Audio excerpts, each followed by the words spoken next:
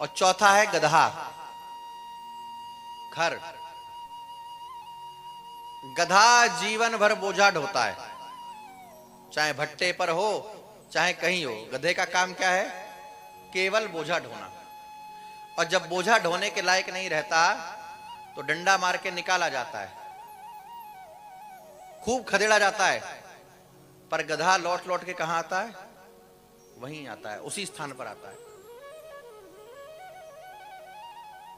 हमको क्षमा करिएगा, भागवत जी में लिखा है कि ऐसे लोग जिन्होंने सारे जीवन बोझा ढोया, गधे की तरह घर का, गृहस्थी का, जिम्मेदारियों का बोझा ढोया, और अब बोझा ढोने के लायक नहीं रहे, और घर के लोग प्रताड़ित करते हैं।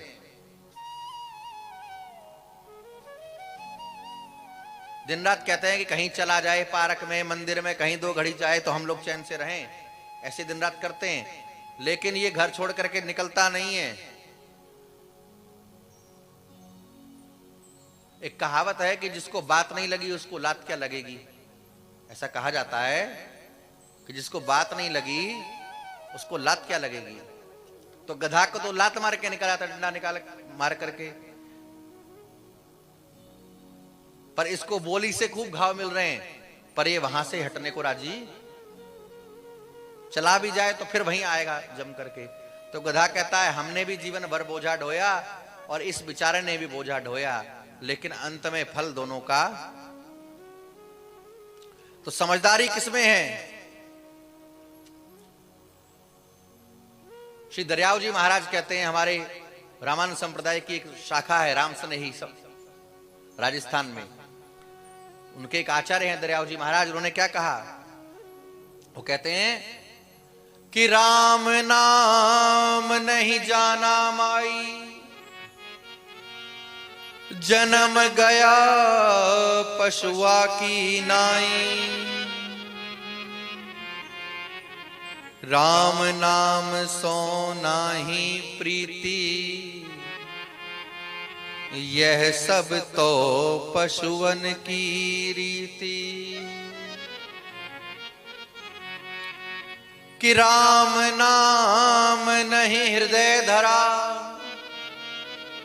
जैसा पशुआ वैसा नरा। पशुआ आवे पशुआ जावे, पशुआ रहे और पशुआ खावे। अंतर क्या है नर पशु में और इस पशु में? कि नर पशुआ उद्यम करी खावे, और वह पशुआ जंगल चरी आवे। अगर इस मानव देह को पा करके भी आपके हृदय में भगवत भक्ति का उदय नहीं होता, तो यही जानना चाहिए कि हम पशु जैसे हैं। सुखदेव महाप्रभु कहते हैं, परीक्षित,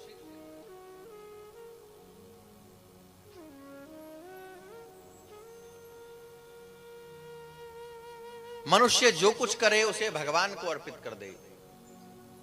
क्षेमम न विंदन्ति विना यदर्पणम, बिना अर्पण किए कल्याण नहीं होता। इसीलिए हमारे यहां वैष्णवों में तो परंपरा है कि हम लोग भजन भी करते हैं, जप आदि भी करते हैं ना, तो अंत में हाथ में जल लेके कह देते हैं, श्री सीताराम चंद्रार्पणमस्तु, श्री कृष्णार्पणमस्तु।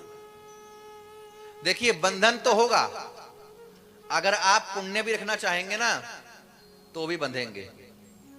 पाप तो है ही बंधन का कारण, लेकिन पुण्य भी बंधन का कारण है। एक सोने का पिंजरा है, एक लोहे का पिंजरा है। मुक्ति तो तब होगी ना जब दोनों पिंजरे समाप्त हो जावे। एक कविता हमने बचपन में पढ़ी थी, उसकी पंक्तियां थी, शायद भगवती चरण वर्मा एक कवि हुए, उनकी थी कि हम पंछी उन्मुक्त गगन के पिंजरबद्ध न रह पाएंगे, कनक तीलियों से टकराकर जय जय। तो हम तो वो पंछी हैं, पिंजरा सोने का मिलेगा तो भी कहां रह पाएंगे। और मुक्ति का सूत्र भी यही है कि न पाप रहे न पुण्य रहे। भगवत प्राप्ति में पाप और पुण्य दोनों समाप्त हो जाने चाहिए।